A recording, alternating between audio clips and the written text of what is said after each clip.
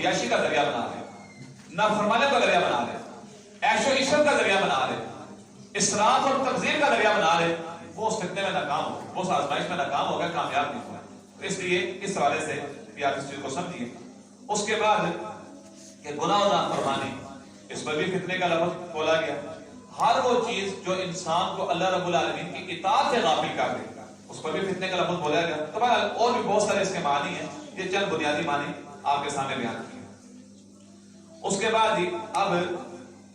اپنے موضوع کو آگے کی طرف ہم لے کر چلتے ہیں کہ فتنوں کی جو اقسام کتنی ہیں۔ تو یہ ذہن رکھیے گا کہ کچھ فتنے ہیں انفرادی اور کچھ فتنے ہیں اجتماعی، اور ہیں دونوں کے ہی اثرات بھیانک ہی،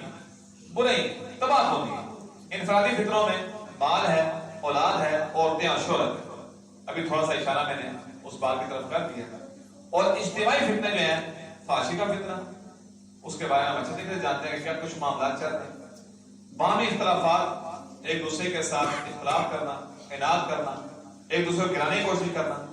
قتل و غارت گری جس کا بازار پوری دنیا میں گرم ہے، اور اس کے بعد اسلامی احکامات کا انکار کرنا یا ان احکامات کا مذاق اڑانا، یہ اجتماعی فتنے ہیں جن کی طرف ہلکا سا اشارہ کیا گیا۔ اس کے بعد عالم اسلام کے بہت بڑے عالم تھے مولانا فضیلت الشیخ محمد بن صالح العثیمین رحمہ اللہ، اللہ کی رحمتوں میں پہنچ گئے۔ وہ فرماتے ہیں کہ فتنوں کی تقسیم کئی اعتبارات سے کی جا سکتی ہے۔ ان میں سے پہلی تقسیم یہ ہے کہ فتنۃ البقیہ، زندگی کے فتنے، جب تک انسان زندہ ہے وہ کن کن فتنوں میں مبتلا ہو سکتا ہے؟ شکوک و شبہات کا فتنہ، شیطان اور اس کے حواری انسان کے عقائد میں ایسے ایسے شکوک پیدا کریں اللہ رب العالمین کی ذات کے بارے میں کہ رب العالمین کی ذات ہے ہی نہیں، آخرت میں نہیں آنا، کس نے مر کے دوبارہ زندہ ہونا ہے، ہڈیاں نے خاک میں مل جانا ہے، دوبارہ وجود کیسے ہوگا؟ اس طرح کے فتنے جو ہے ان کو شکوک و شبہات کے فتنے کہا جاتا ہے کہ انسان کو اس بارے میں شک ہونے لگتا ہے کہ پتہ نہیں مرنا ہے، دوبارہ زندہ ہونا نہیں ہونا ہے۔ یہ کرتے کرتے یہاں تک یہ معاملہ جاتا ہے کہ اس کو اس نے پیدا کیا، اس کو اس نے پیدا کیا۔ پھر حدیث پاک میں آتا ہے کہ شیطان یہاں تک ذہن میں ڈالتا ہے کہ اللہ کو کس نے پیدا کیا، معاذ اللہ۔ تو نبی علیہ السلام کا ارشاد مبارک کہ جب یہاں تک سوچ پہنچ جائے پھر رک جاؤ، اللہ رب العالمین کی پناہ مانگو، اعوذ باللہ من الشیطان الرجیم پڑھو، آمنت باللہ ورسولہ پڑھو، لا الہ الا اللہ کا ورد کرو۔ یہ چیزیں پڑھ کر اس شیطانی شک اور شبہ کو اپنے سے دور کرنے کی کوشش کرو، کیونکہ شیطان کا سب سے بڑا وار انسان کے عقائد پر ہوتا ہے کہ اس کے وہ عقائد کو کمزور کر دے۔ اور ذہن میں رکھیے گا جب انسان کا عقیدہ کمزور ہو جاتا ہے نا تو عقیدے کی کمزوری کی وجہ سے اس کا اللہ کے ساتھ تعلق کمزور ہو جاتا ہے، اور جب رب العالمین کے ساتھ تعلق کمزور ہوتا ہے پھر چھوٹے سے چھوٹا فتنہ بھی اس کو گرانے پر قادر ہوتا ہے، پھر اس کو ہرانا، اس کو جہنم میں پہنچانا، اسے بدعمل بنانا شیطان کے لیے کوئی مشکل نہیں ہوتا جب تک اس کے پاس رب العالمین کی طاقت ہے، رب العالمین کے ساتھ اس کا تعلق مضبوط ہے، کوئی چیز اس کو گرا نہیں سکتی، کیونکہ اس کا رب اس کی مدد کر رہا ہے۔ ٹھیک ہے، اس چیز کو ذرا اچھے طریقے سے ذہن میں رکھیے۔ ہمارے یہاں عام طور پر یہ بات بڑی ایک غیر اہم سمجھی جاتی ہے کہ عقائد کے حوالے سے مجھے آپ کو 2 سے 4 باتیں پتہ ہیں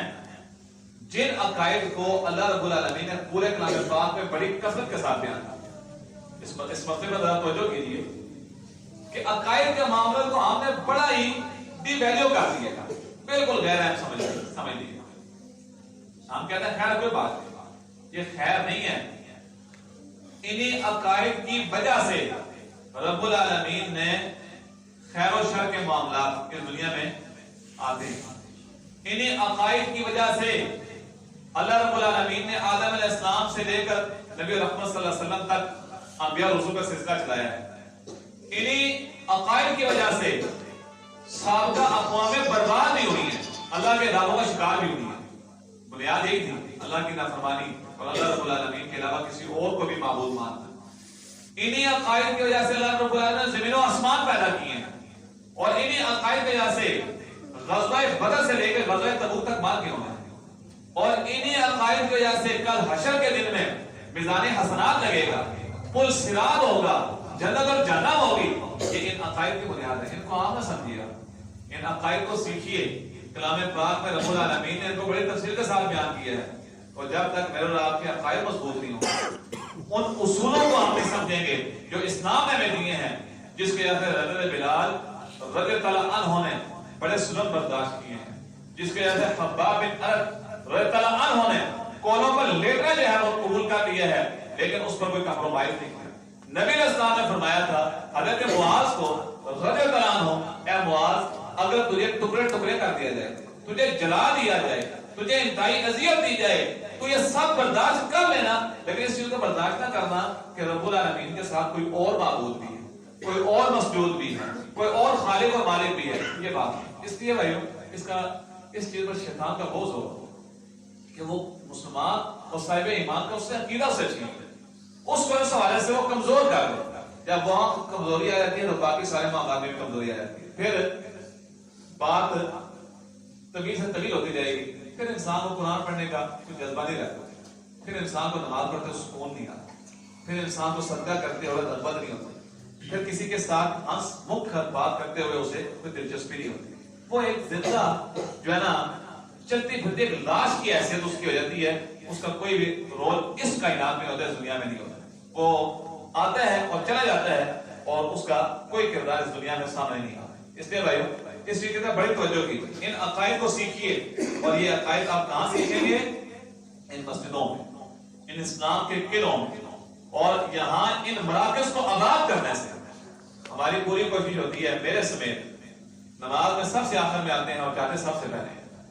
اور کہتے ہیں یہاں پر ایک بات میں آپ سے شیئر کرنا چاہتا ہوں، لوگ